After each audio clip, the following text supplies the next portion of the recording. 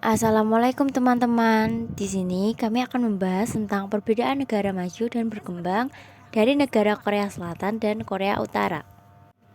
Salah satu alasan utama mengapa Korea Selatan lebih maju adalah karena mereka memiliki pemerintah yang lebih terbuka dan bertanggung jawab. Pemerintah Korea Selatan telah menciptakan undang-undang yang mengatur hak asasi manusia dan hak-hak sipil. Korea Selatan juga memiliki struktur politik yang lebih kuat dan berorientasi demokrasi. Mereka telah menciptakan sistem politik yang memungkinkan orang-orang untuk menyampaikan pendapat mereka dan menjadi bagian dari proses pengambilan keputusan. Aspek-aspek yang dapat membedakan negara maju dan berkembang yaitu: 1. Kondisi fisik. Kondisi fisik di Korea Selatan meliputi luas wilayah sebesar 100.210 km persegi dan mempunyai iklim sedang karena berada di kawasan curah hujan Asia Timur. Dan komposisi penduduk di Korea Selatan sebagian besar beretnis Korea dan sebagian dari etnis Tionghoa. Sedangkan kondisi fisik di Korea Utara meliputi luas wilayah sebesar 120.540 km persegi dan memiliki iklim kontinental dengan 4 musim yang berbeda-beda. Komposisi penduduk Korea Selatan terdiri dari 25% dari Cina, 10% dari Vietnam, 5% dari Indonesia, 4% dari Uzbekistan, sisanya dari Jepang dan Taiwan. 2. Rata-rata per kapita. Rata-rata per kapita negara Korea Selatan sebesar 13.639 US dollar dan termasuk negara yang berpendapatan tinggi. Sedangkan rata-rata per kapita negara Korea Utara sebesar 642 US dollar dan termasuk negara yang berpendapatan rendah. 3. Pendapatan utama.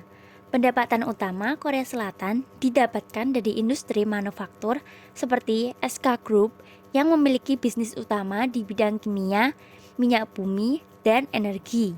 Lalu, di bidang elektronik seperti Samsung dan LG, di bidang otomotif seperti Hyundai, dan Korea Selatan juga menjual budaya mereka atau bisa disebut sebagai Korean Wave yang meliputi musik, film, bahasa, dan makanan. Sedangkan pendapatan utama Korea Utara didapatkan dari perdagangan ekspor seperti mineral dan batu bara, penjualan senjata dan narkoba, dan pemasukan Korea Utara juga didapatkan dari devisa buruh asal Korea Utara yang bekerja di Cina dan Rusia. 4. Kualitas SDM. Dari segi kualitas SDM, Korea Selatan dan Korea Utara tidak begitu jauh. Korea Selatan memiliki rata-rata IQ sebesar 106, sedangkan Korea Utara memiliki rata-rata IQ sebesar 102. Lama sekolah di Korea Selatan yaitu 12 tahun dan lama sekolah di Korea Utara yaitu selama 10 tahun. Tidak begitu jauh kan perbedaannya? 5. IPM atau Indeks Pembangunan Manusia. Korea Selatan memiliki nilai IPM sebesar 0,906 dan termasuk IPM yang sangat tinggi. Sedangkan di Korea Utara memiliki nilai IPM sebesar 0,766 dan termasuk IPM yang tinggi. 6. Sistem pendidikan. Sistem pendidikan Korea Selatan yaitu 1. Lama pendidikan. Lama pendidikan di Korea Selatan menggunakan sistem 6, 3, 3, 4, yaitu SD selama 6 tahun, SMP selama 3 tahun, SMA selama 3 tahun, dan S1 selama 4 tahun. Pendidikan di SD dan SMP wajib untuk semua penduduk di Korea Selatan. 2. Jenjang pendidikan tinggi. Lembaga pendidikan tinggi di Korea Selatan dibagi menjadi 3, yaitu sekolah vokasi selama 2-3 tahun, universitas 4 tahun, dan sekolah pasca sarjana seperti S2 dan S3. 3. Waktu belajar 16 jam sehari. 4. 5 mata pelajaran wajib. Pendidikan wajib atau dasar di Korea Selatan memiliki 5 subjek utama. Mata pelajaran tersebut adalah bahasa Inggris, bahasa Korea, matematika, sains, dan studi sosial. 5. Fasilitas pendidikan yang lengkap. Sebagai negara pendidikan berkualitas tinggi, Semua sekolah yang terdapat di Korea Selatan selalu memiliki fasilitas seperti layar proyektor, komputer, dan internet. Sistem pendidikan di Korea Utara meliputi 1. Biaya pendidikan gratis. Seluruh pendidikan di Korea Utara dibebaskan dari biaya.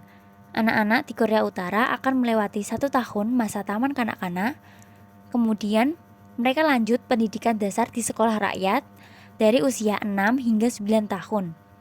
Setelah itu, mereka akan memasuki sekolah menengah sejak usia 10 hingga 16 tahun. Di Korea Utara, usai menyelesaikan masa pendidikan menengah, laki-laki dan perempuan wajib untuk mengikuti program militer selama belasan tahun. Tapi jika siswa tersebut berbakat, maka bisa dibebas tugaskan dari militer. 2. Literatur bacaan mahasiswa disensor UNESCO menyebut bahwa Korea Utara adalah salah satu negara paling melek huruf dengan persentase 98-100%. Namun, untuk mahasiswa Korea Utara, literatur kuliah mereka telah mengalami penyensoran sedemikian rupa. Biasanya, tulisan tersebut menjunjung tinggi sosialisme dan kepedulian Kim Il-sung kepada dunia sastra. 3. Kurikulum sekolah yang fokus pada keluarga Kim. Studi dari Institut Evaluasi Kurikulum Korea mengungkapkan bahwa siswa Korea Utara menghabiskan waktu 684 jam belajar mengenai kepemimpinan keluarga Kim, mulai dari pemimpin Korea Utara saat ini yaitu Kim Jong-un, ayahnya Kim Jong-il, kakeknya Kim Il-sung, dan sang nenek Kim Jong-suk. Sejarah dari kehidupan para pemimpin negara merupakan mata pelajaran wajib, bahkan sejak sekolah dasar. Apabila siswa gagal, maka akan mendapatkan hukuman. Hal ini dilakukan agar sedari kecil siswa di Korea Utara telah memahami kesetiaan tiada akhir pada pendiri negara mereka. Sekian materi yang dapat kami sampaikan. Wassalamualaikum warahmatullahi wabarakatuh.